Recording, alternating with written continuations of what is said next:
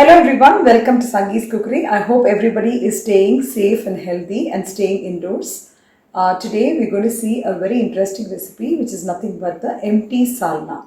Empty salna, as the name suggests, is plain or empty without adding any vegetables or meat or soya. So it's just a masala gravy with just onions and tomatoes, and it tastes really yum with parota. So let's see how to prepare this. Before we go into the procedure as to how to prepare this dish, if you're watching my video for the first time, I would request you all to subscribe to my channel and also click on the bell icon for further interesting recipes and notifications. I've taken one onion, cut into thin strips like this. You have to cut it into long strips like this. It has to be as thin as possible. 3 to 4 green chilies, slit. Some coriander leaves. Chili powder 1 teaspoon. Half a teaspoon of turmeric powder. Salt as per taste. Chicken masala powder about 1 teaspoon. Half of 1 coconut grated. 3 tomatoes cut into small strips. So for grinding, the following ingredients: piece of ginger, 6 to 7 flakes of garlic, 1 teaspoon of salt, 1 teaspoon of jeera, 1 teaspoon of peppercorns, 2 elaichi, 2 cloves, 2 pieces of cinnamon sticks, some small onions around 10 to 12 numbers or shallots required for grinding, and 1 tablespoon of couscous or poppy seeds soaked in hot water, and 1 tablespoon of cashew nuts soaked in hot water, 1 tablespoon of chutney dal, 1 tablespoon of besan, some fresh pudina leaves required for garnishing, oil required for frying, a few curry leaves. And for the seasoning, 2 bay leaf, 2 cardamom, 2 to 3 cloves, 2 pieces of cinnamon sticks, and half of star anise, and saunf required for seasoning. 1 tablespoon of dhania powder or the coriander seeds powder. I'm going to add 1 tablespoon of oil. So first let's add in the masalas, the pepper, jeera, saunf, the cardamom, 2 cloves and 2 cinnamon sticks. Let's fry these.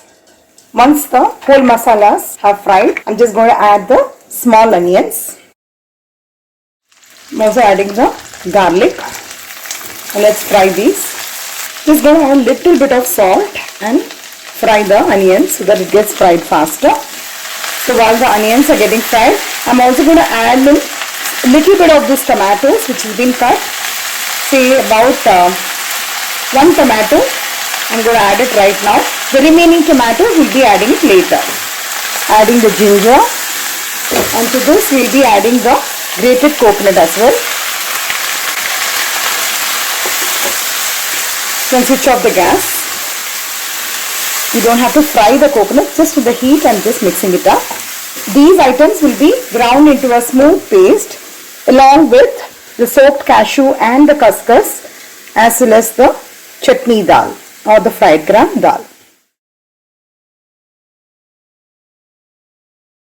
If you don't have the couscous, because in few countries you don't get the couscous, but it's okay, you can add little more coconut or the fried gram dal. I'm also adding some amount of pudina and coriander leaves.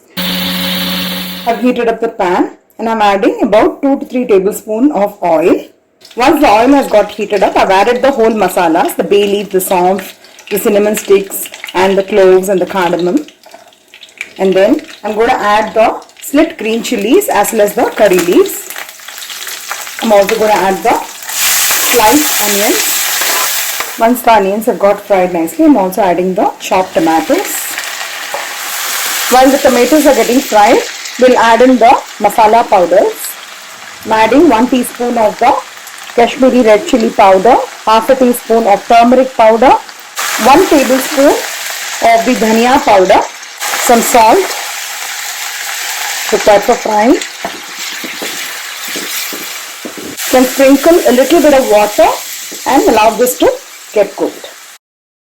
Let the masala get cooked in the onion and tomato. So you can just close this and cook for a few minutes.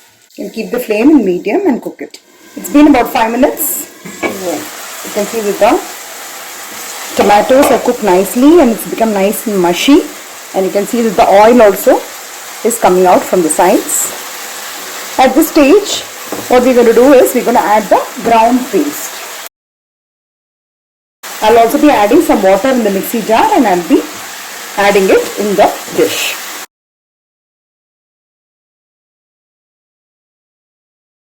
Now what I am going to do is I am going to dilute 1 tablespoon of the besan with 100 ml of water, and I am going to add it in this gravy. Completely this besan has to be lump free, so you need to mix it up nicely before we add it to the gravy.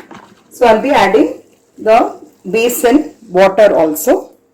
So after this I am going to add 2 more cups of water. Basically this has to be slightly not watery, but at the same time not very thick like a kurma.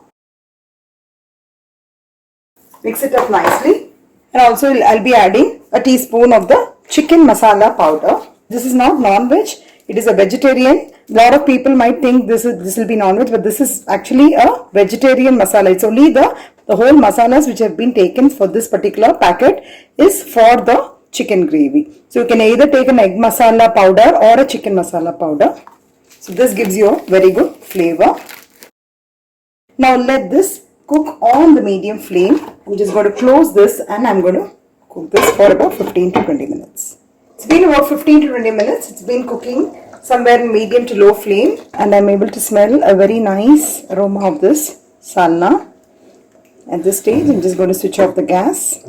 So finally, I'm just going to garnish with some fresh coriander leaves as well as the pudina leaves. Basically, this particular recipe of salna has to get cooked nicely until the raw smell of the masala goes, and now you can see the gravy is also perfect.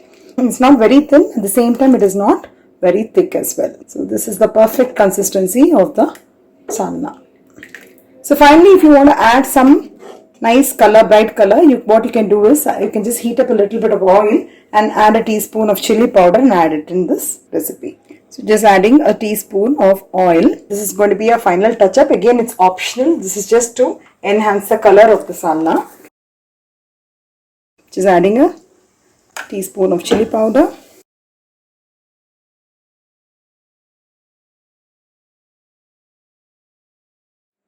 So now we have our mouth-watering salna which is ready.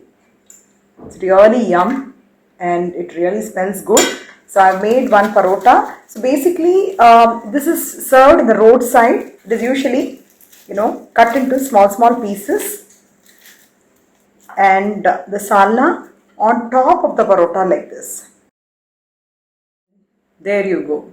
The very tasty and yummy roadside empty salna is ready to go. So I hope you'll all try out this recipe. If you like it, please share it with your friends and relatives. Have a nice day.